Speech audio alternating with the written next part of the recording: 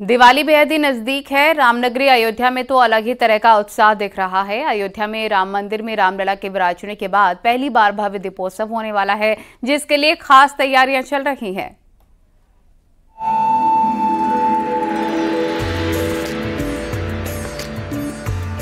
प्रभु राम की नगरी अयोध्या इस बार त्रेता युग की तरह नजर आने वाली है, क्योंकि अयोध्या में भव्य दीपोत्सव की तैयारियों ने जोर पकड़ रखा है। राम नगरी को दुल्हन की तरह सजाया जा रहा है। जगह जगह पर आधुनिक लाइट लगाई जा रही हैं। अयोध्या की दिवाली इस बार सबसे भव्य होने जा रही है, क्योंकि रामलला अपने स्थान पर विराजमान है। दिवाली पर इस बार अयोध्या 25 लाख दियों से जगमगाएगी। भजन संध्या स्थल पर भी 6 लाख दिए जलाए जाएंगे। 1100 लोगों की ओर से एक साथ सरयू आरती का एक और Guinness book of world record बनाने की तैयारी है। दीपोत्सव में अयोध्या के धर्मपथ और रामपथ को लाइटों से जगमग किया जाएगा। भगवान रामलला के भव्य मंदिर में विराजमान होने के बाद ये पहला दीपोत्सव, 8वें दीपोत्सव की भव्यता और दिव्यता बेहद खास होगी। मुख्यमंत्री योगी आदित्यनाथ इस बार के दीपोत्सव में त्रेता की अयोध्या की एक झलक दिखाने के प्रयास में हैं। मुख्यमंत्री ने साफ निर्देश दिए हैं कि अयोध्या को इस तरीके के सजाया जाए जैसे कभी त्रेता में अयोध्या सजी रही होगी। शायद यही वजह है कि अत्याधुनिक लाइटों के साथ साथ खूबसूरत फैंसी सजावट अयोध्या की सौंदर्यता को चार चांद लगाएंगी। भगवान रामलला भव्य मंदिर में विराजमान हुए हैं, जिसके बाद राम पथ, भक्ति पथ और धर्म पथ, ये तीनों पथ बेहद ही खास और आकर्षक बने हुए हैं। लाइट साउंड शो के माध्यम से, प्रोजेक्शन मैपिंग के माध्यम से उस कहानी को दिखाएंगे कि अयोध्या में भगवान राम कैसे दीपावली के दिन यहाँ पर आए थे, कैसे अयोध्या सजी थी। उस तरह का एक लोगों के सामने भावना लेके आएंगे। इसके लिए लखनऊ की एक कंपनी को लाइटिंग की व्यवस्था कराने की जिम्मेदारी दी गई है। 70 से ज्यादा इलेक्ट्रीशियन राम कथा पार्क के पास कैंप कर लाइटों को तैयार करने के काम में लगे हुए हैं। लगभग 2 किलोमीटर से ज्यादा के इलाके में भव्य लाइटिंग की जाएगी।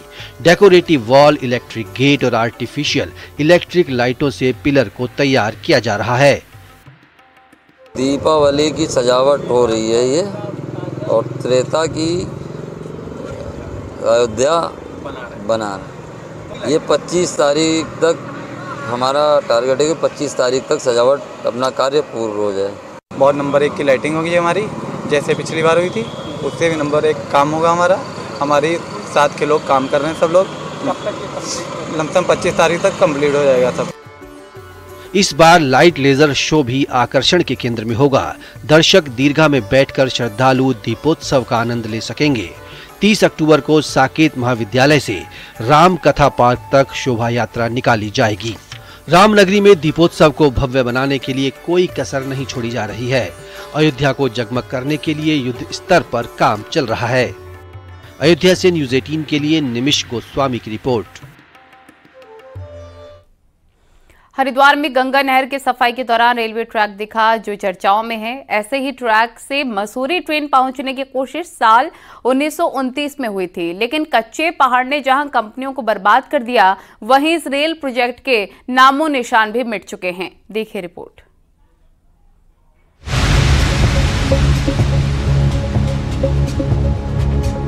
हरिद्वार के गंग नहर की ये तस्वीरें चर्चाओं में है, जहां सफाई के दौरान मिले ट्रेन के ट्रैक ने सबको चौंका दिया। अब हरिद्वार के बाद इस टनल को देखिए। मिट्टी के ढेर से भरी इस टनल से मसूरी ट्रेन पहुंचाने की तैयारी थी।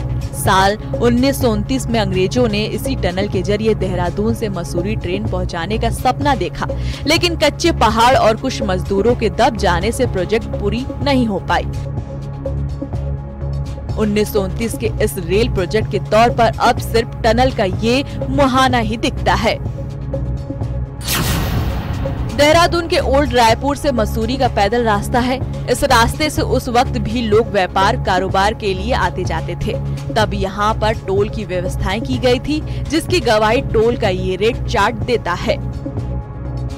टोल बार से सटे घर में 80 साल के उदय सिंह और 40 साल के उनके बेटे सुरेश इसके बारे में बताते हैं।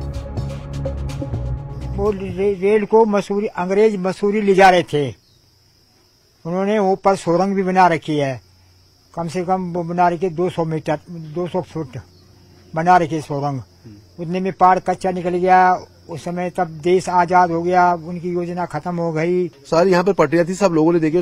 तमाम पटरियां जो है यहाँ पर जो कबाड़ी का काम करने वाले हैं जो लोग हैं, सब उसको उखाड़ के ले गए। वो यहाँ के लोगों को तो जो पहले हम सब लोगों ने देखे, हमारे बड़ों ने भी देखे, सबने देखे, पर अब वो पटरियों का कहीं निशान नहीं है, सब वो चोरी हो गई, सब उखाड़ के उसको ले गए।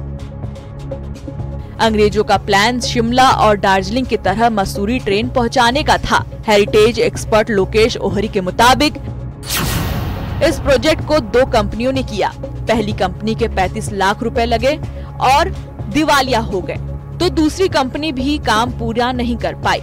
वहीं नाभा और कपूरथला रियासी के राजाओं ने इस पर पैसे लगाए। मसूरी को अंग्रेज लोग कनेक्ट करना चाहते थे ट्रेन से, तो 1929 में पहली बार ऐसा एक प्लान बनाया गया कि देहरादून से मसूरी तक जाने के लिए एक नैरो गेज ट्रेन चलाई जाए। लेकिन स्थितियां कुछ ऐसी बनी कि दोनों बार फेलियर हुआ। 1929 में जो कंपनी थी वो भी दिवालिया घोषित हो गई। उसके बाद जो कंपनी बनी लगभग 8-10 साल बाद, वो भी अपना काम पूरा नहीं कर पाई।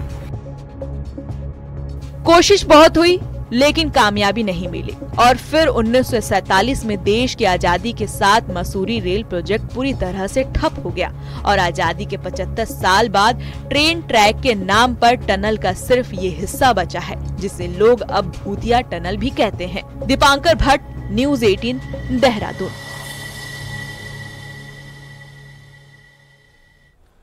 कॉर्बेट टाइगर रिजर्व से लगे हुए अल्मोड़ा वन प्रभाग के जंगल में एक नया टूरिज्म जोन खोला गया है। मोहान में स्थित इस टूरिज्म जोन के ट्रायल में से ही इसे अच्छी सफलता मिल रही है।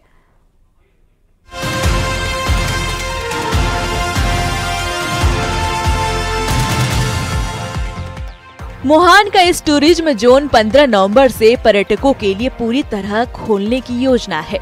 इस जोन में जमकर वाइल्ड लाइफ के दीदार हो रहे हैं। टूरिज्म के लिए नया जोन खोले जाने से स्थानीय निवास और पर्यटन कारोबारियों में उत्साह है। उन्हें इस जोन के खुलने से यहाँ कारोबार की संभावनाएं नजर आ रही हैं। जो मोहन टूरिज्म जोन खुला हुआ है उससे जो है बहुत सारा रोजगार के अवसर प्राप्त होंगे। वहाँ पे परोक्ष या अपरोक्ष रूप से लोगों को कुछ न कुछ वहाँ पे से रोजगार मिलेगा और वहाँ से जो पर्यटन का भी बहुत अच्छा रुझान आ रहे हैं और वाइल्ड लाइफ भी वहाँ पे बहुत अच्छी है। उधर बीते सत्र में ट्रायल 1 महीने खुले इस जोन में पर्यटकों की अच्छी आवाजाही रही, जिससे वन विभाग भी उत्साहित है। अब विभाग यहाँ सुबह शाम 15-15 जिप्सियों में पर्यटकों की सफारी कराएगी। साथ ही स्थानीय लोगों को नेचर गाइड के रूप में रोजगार से जोड़ा जाएगा। मुख्य जो हमारा फोकस है, एक तो जो सफारी का मार्ग है उसको दुरुस्त कर लें ताकि गाड़ियों के आवागमन में कोई दिक्कत ना हो। उसके साथ साथ लोकल रोजगार को ध्यान में रखते हुए हम लोग जो है उसको वहाँ पे गाइड को रजिस्ट्रेशन करेंगे। गाइड में यंग बच्चे होंगे जो 11th 12th पास कर चुके हैं। कॉर्बेट टाइगर रिजर्व के आसपास के जंगल वाइल्ड लाइफ से भरपूर है। ऐसे में एक और जोन खुलने से पर्यटकों के साथ स्थानीय लोगों को भी फायदा होगा। अल्मोड़ा से किशन जोशी के साथ रामनगर से गोविंद पाटनी की रिपोर्ट।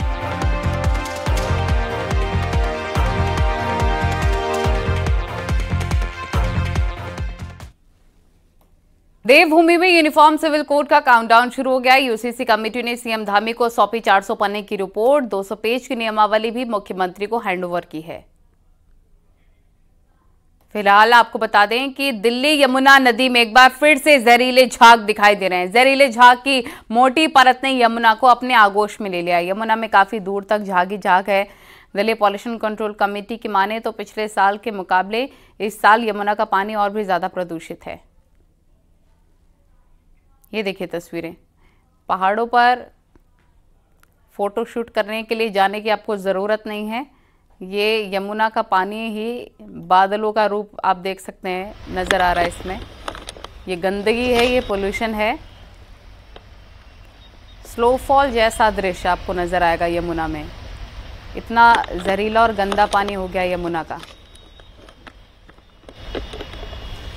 मैं इस वक्त दिल्ली के कालिंदी कुंज इलाके में हूं, जहां पर हमेशा छठ पूजा के लिए घाट बनाने की तैयारी होती है, घाटों का यहां पर सौंदर्यीकरण होता है। लेकिन मैं इस तरफ को जा रहा हूं और आप देखेंगे यहां पर यमुना की हालत इस वक्त इतनी खतरनाक हो चुकी है। भैया इस तरफ को चलिएगा, मैं दिखाना चाह रहा हूं इस तरफ, क्योंकि झाग के बीच में इसलिए जा रहा हूं क्योंकि झाग की जो स्थिति है इस वक्त पूरी दिल्ली में खतरनाक हो चुकी है। दिल्ली के कालिंदी कुंज इलाके में दूर तक आपको झाग दिखाई देगा और मैं इसलिए यहाँ पर दिखा रहा हूँ। देखिए इतना झाग जो है मेरे अब नाव को यहाँ पर डुबोने लगा है झाग, क्योंकि झाग को देखते हुए ये कंडीशन यहाँ पर जो आ रही है वो और ख़तरनाक है। क्योंकि रेजिडेंशियल जो इलाके होते हैं दिल्ली की यमुना नदी के आसपास के, उन इलाकों से ये जो कंडीशन देखिए झाग अब आने लगा है। इस तरफ को चलिएगा भैया और इधर को चलिए, तो देखिए ये झाग जो है अब नाव के ऊपर आने लगा है और मैं बैठा हूँ यहाँ पर, नाविक जो मेरे साथ हैं वो हैं और हम इसलिए इसे दिखा रहे हैं क्योंकि दिल्ली के रेजिडेंशियल इलाकों से ये पूरा जो गंदा पानी होता है, मैला पानी होता है वो इन यमुना नदी पर गिरता है और